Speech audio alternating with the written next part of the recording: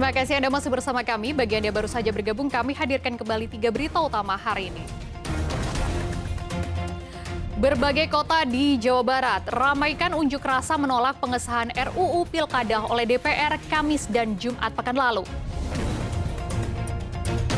Dampak kemarau, tanaman sayuran di Ngamprah, Bandung Barat gagal panen dan warga kota Tasikmalaya kesulitan mendapatkan air bersih. Berdalih kesal ditegur saat menganiaya adiknya, seorang pria di Kabupaten Cirebon tega membunuh ayah kandungnya.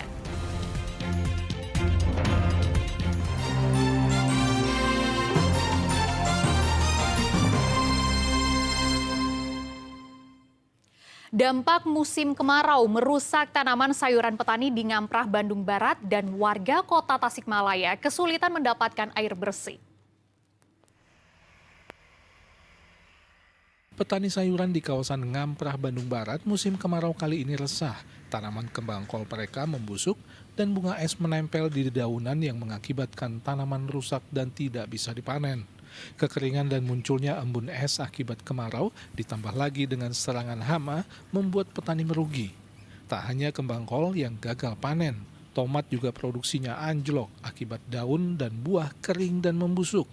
Di tengah hasil panen yang merosot lebih dari 80%, harga jual tomat juga anjlok, hanya Rp1.000 per kilogram. Sekarang mah lagi jelek kan? Cuman dapat 5 kintal kemarin. Biasanya berapa Bu kalau normalnya Bu? Kalau normal mah kalau dulu ya dapat 3 ton. 3 ton. Iya. Nanamnya waktu itu masih hujan, tapi ini banyak yang mati. Musim kemarau susah gitu, hargaannya segala murah. Tomat kan cuma 1.000. Rugi. Tak hanya para petani yang resah akibat musim kemarau panjang, warga Singkup, Kecamatan Purbaratu, Kota Tasikmalaya juga mengalami krisis air bersih akibat kemarau. Kolam ikan yang ada di permukiman warga kering kerontang dan bahkan sudah digunakan anak-anak untuk lapangan sepak bola. Sumur pompa warga yang tadinya mengeluarkan air deras kini kerap kali tidak keluar air. Di salah satu masjid, pompa air hanya dihidupkan 15 menit saja, sebab setelah 15 menit tidak ada air yang keluar dari keran. Kuat berapa lama Pak untuk naik air? 15 menit. 15 menit. Ada, ya airnya kurang. Kurang ya? Paling dapat setengah toren paling ya. Paling setengah toren. Habis itu dimatiin lagi nunggu. Matiin lagi ya. Nunggu ada air lagi.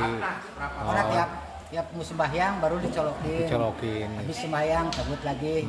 Udah berapa lama nih Mah kondisi susah air? 1 bulan nangkung. Oh 1 bulan ya. Pak kalau warga gimana ini Pak? Apanya? Airnya? Kalau mencuci ke kali di sana. Sementara untuk kebutuhan air minum, memasak dan mencuci piring, warga terpaksa membeli air galon isi ulang. Mereka berharap ada bantuan pasokan air bersih dari Pemkot Tasikmalaya. Dari mana airnya? Airnya beli. Beli. Sampai berapa banyak galon beli? Beli 20 galon. Berapa itu? 20.000. 20.000. Kebutuhan airnya buat apa aja? Buat apa? Buat masak itu, buat wudhu, buat apa? Air mah penting. Buat cuci piring. Oh betul. Sudah ada bantuan air gitu ke sini Bu? Belum. Belum ya? Belum sekarang mah. Oh, Biasanya suka ada. ada ya? Tapi jauh. Krisis air bersih di Kota Tasikmalaya terjadi akibat selama 2 bulan terakhir tidak pernah turun hujan.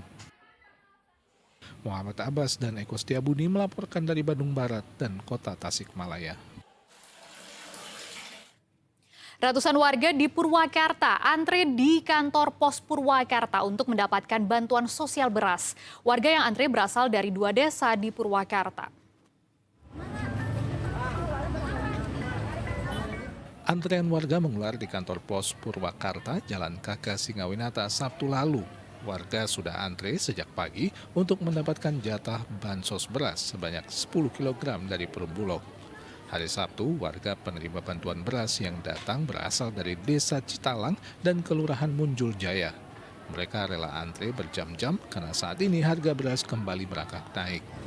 Berapa jam? 2 jam. Kenapa Pak ikut ngantri? Ya karena ada jatah.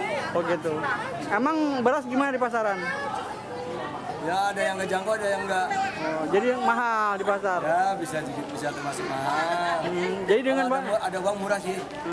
Iya. Ada uang mahal. Jadi berat ya. Terbantu, Pak. Emang harga beras di pasar gimana? Ya banyak ini sih Pak, macam-macam. Ada yang 15.000, ada yang 13. Jadi mahal di pasar. Dalam sehari ada sekitar 1.000 warga penerima manfaat bansos beras yang datang ke kantor pos. Program pembagian bansos beras ini rencananya akan terus dilangsungkan hingga akhir tahun 2024. Zainal Arifin melaporkan dari Purwakarta. Warga desa Sukaluyu Cianjur kembali meradang setelah kepala desa mereka membatalkan pengunduran diri pekan lalu. Warga sebelumnya memaksa sang kepala desa mundur karena dugaan melakukan penimbunan sertifikat milik warga yang ikut program PTSL.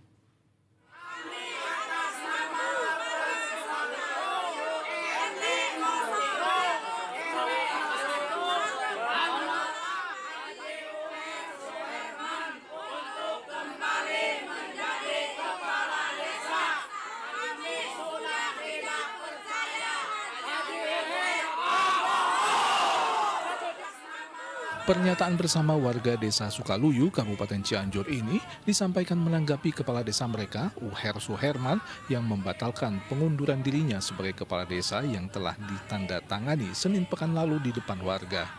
Setelah menyatakan mengundurkan diri sebagai kepala desa, 2 hari berikutnya Uher Suherman membatalkan pernyataannya tersebut.